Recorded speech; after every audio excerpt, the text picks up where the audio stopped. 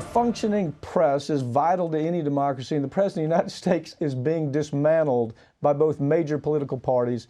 I have Farron Cousins here to talk about it. Farron, you are a real journalist. I mean, there's nobody going to argue with you are a real journalist, and you write reports that really matter. And in those reports, you do the damnedest things. You ask questions, and maybe you disagree with the narrative out there for the day. That's what journalists do. Journalism is dying. We have a whole generation, and they're snowflakes. I mean, you got these snowflakes, political correctness. It's destroying our ability to even ask questions. This Matt Taibbi story, that it was brilliant. Matt Taibbi is a real journalist. It's brilliant. The guy is one of the best in the business. Talk about it. I want to spend some time talking about what he had to say here. Well, this has been, a piece that absolutely blew up all over social media. You had a lot of people on the left mostly saying Taibbi's lost his mind. Taibbi's gone off the deep end. He's going conservative now because he dared write a piece that said, listen, folks on the left, it's okay to ask questions if you're a reporter. It's okay to say, wait a minute, slow down a second. We may have something wrong. And Taibbi names names. He calls people out, as well he should, because that is what a journalist does. Yeah. And I think a lot of times, especially on the left, we like to think, hey, we're much better than conservative media, but that doesn't mean everything we say or do is right. Okay, let me preface this. You and I have been doing progressive left-wing media for how many years? Oh, almost 2 decades. Almost 2 decades. Right. Every time we do a story where some numbnut out in numbnut land on social media disagrees with what we have to say, all of a sudden, oh my God, we're fascist. We've said something that they can't process. It's like they have an inability to think. So Taibbi does this story. Now, let me just tell you, this Akela Lucy works for The Intercept. Lee Fang, who you and I have interviewed so many times, he is brilliant. He is actually a real investigative reporter. Actually, he's probably the person that had more impact on campaign financing than any journalist in the business, changing the way we go about it and talking about it.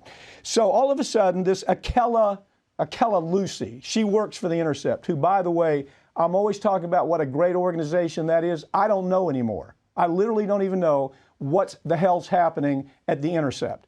So to pick it up, what was this horrible thing that Lee Fang did? Lee Fang had the audacity to, speak to a African-American activist who said, listen, we also need to be talking about crimes against African-Americans by African-Americans, which, you can agree that maybe this isn't relevant to what's happening at the moment in this country. But the response from Akela Lacy, from entire social media against Lee Fang was absolutely disproportionate to the fact that the man asked a question while reporting a story. That is all he did. He asked the question, shouldn't we think about the idea in this broad society, how we get under control black on black crime? I mean, what, 35 African Americans shot in the streets up in Chicago? You read it about every weekend. So he's asking about it. He says, can't we do better getting this under control? Well, the snowflakes on social media go crazy. Why? Because they're unable to think for themselves. They're terrified of questions. I call it virtue signaling. Oh, I think like the celebrities think. Let me be on the side that everybody else is on. And God forbid I should ask something that's politically incorrect according to social media standards. This Matt Taibbi got it right, didn't he? He did. And I'll say, too, maybe this isn't probably the best time to be asking that particular question in the media. That doesn't mean that Lee Fang was wrong to ask it, but it just means that maybe it's not related to what we're seeing right now.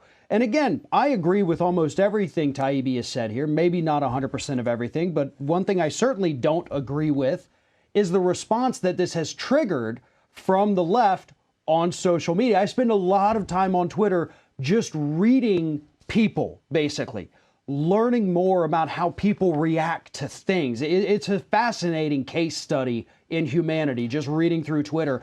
And they lost their minds, not because they disagree with him on everything, but because he questioned what the left had become. And that is something we do have to do because, again, Taibbi's not going after progressives here. He makes it clear in the piece. He's probably one of the most progressives right. in the important progressive journalists in America. It's these middle to upper class, liberals who probably have done horrible things in their past, and now they're trying to atone for it by being the tone police. The virtue signalers. This story talks about how Lee Fong, for doing that story, was brought before the HR department at The Intercept. You know who I would have brought? I would have brought Akela Lucy, whoever the hell that is. Akela Lucy would have been sitting in front of me. I said, look, what is the problem with asking questions? What's the problem with original thought? What's the problem of saying, I can't always be politically correct because I'm a journalist? That's the person, Akela Lucy, would have been sitting in front of me, and that job would have been in question, not Lee Fong. Well, and the other thing that Taibbi brings up in here is the Tom Cotton op-ed. Now, that's obviously spurred a lot of anger all over social media. You had the editorial chief, I believe, from New York Times have to resign over this. And it's because everybody... Now, and look, I despise Tom Cotton with everything How many stories have we done on Tom? We've done tons of stories about the guy. He's the man committed borderline treason with the Iran deal. But what they perceived him to be saying, what social media said he said, didn't get said in the op-ed. Exactly. Because nobody took the time to read it. Nobody actually read the narrative. It showed up on Twitter Crazy World, where, it's okay to be certifiably crazy on Twitter these days. And if it's not politically correct, oh my God. I am so disgusted and tired of these folks that call themselves journalists that don't have an original thought. They're terrified to ask an original question. And look, can you imagine this editor on the Tom Cotton story going to leadership of the New York Times and groveling like a damn domestic animal, saying, oh, I'm so sorry. I'm so sorry. That's the level of journalism nowadays, and it's terrifying. It's almost like, I look at Chaz right now, Seattle. Out west, It reminds me of Lord of the Flies. Now, here's what I mean. Lord of the Flies, here you have these kids. They're in charge. They've got control of their space. Look what's happening in Chaz, okay? What's happening there is you have literally warlords telling you can't be here because you don't agree with this. You can't be here because you said this. It is insane, and we don't even appreciate the level of insanity. Well, I do have to point out, too, I disagree with everything Cotton does say in the op-ed because I took the time to read it. Yeah. But at the same time, he had a right to say it. New York Times has a right to publish it. And as Taibbi points out, unfortunately for, those of us who disagree with it, polls show majority of people do agree with it. And that's what we have to accept as well. Journalists on the left have become left-wing grifters. Yeah. They're so worried about approval, they have become left-wing grifters who want to sell more ads on their site because it creates interest. They're grifters. There's nothing short of grifters. The millionaire in charge of the Treasury Department has decided to keep the names of the companies getting coronavirus bailout money completely secret.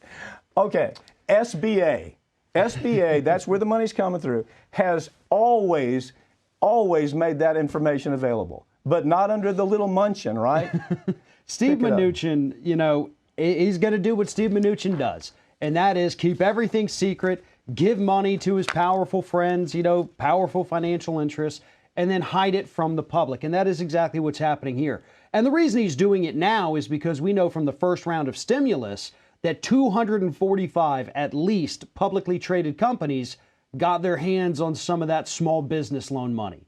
And Steve Mnuchin says, wow, I took a lot of heat for that because, I shouldn't have, but I did. So this time, I'm just not going to tell you. You have no way of knowing until a new administration comes along and releases it, where this money goes. But this to me is appalling, not just because he's hiding it, because we know what's going to happen. We know where it's going to go. Well, okay, we know there's fraud. We know there's hustle. We know there's all types of iteration of fraud. We know that. 4.5 million companies split up $500 billion And the SBA has always said, you want that information, who got the money, we're going to give it to you. But the little munchkin comes on and says, no, we can't do it. Why? Because he is useless in his job in that department. And here's the problem. Here's the real problem. It was a failure. Yeah. It was a total, utter failure, and his name goes on the failure. His picture goes on the failure. And if this information ever comes out, we can then start talking about what a huge failure the guy is. Right. I mean, Steve Mnuchin is nothing short of a Bond villain. I mean, that's what he is. That's what he's doing in this administration. But regardless, everything right now is infuriating with the response from the federal government with coronavirus. American citizens were given, what, $1,200 2 months ago, and they haven't gotten another dime, even though it's not safe to go back to work. We're seeing the numbers spike everywhere. There is no relief for working class people in this country, and Mnuchin is trying to hide this program so that the wealthy corporations That's right. That's exactly. can get more money. We already know it's happening. We already know that the CEOs that have involved in hucksterism to get the money. We know there's been con jobs for them to get the money. We know that there's hustlers out there that in 13 days, now think about this, in 13 days, they were already out of money. Because the first people in line were the affluent. The first people in line were these corporations that had their lawyers collect the money up. And mom and pop that's got a store on Main Street that really needs the money, they ran out of money. We had it happen right around here in Pensacola. Right. We were getting calls like crazy. What do you mean there's no money? This is a restaurant, 3 generations in the family. But it's not a CEO of a major corporation. And they would create little shell companies and little new, I have 5 employees with this business that was started 3 days ago. Yeah. I need $10 million. Yeah. That's how the scam worked, and that's what Mnuchin's trying to hide. And he's terrified by it because he's an idiot. You've always called him an idiot in everything you've ever written and everything you've ever done in social media. I applaud that because he is a true idiot.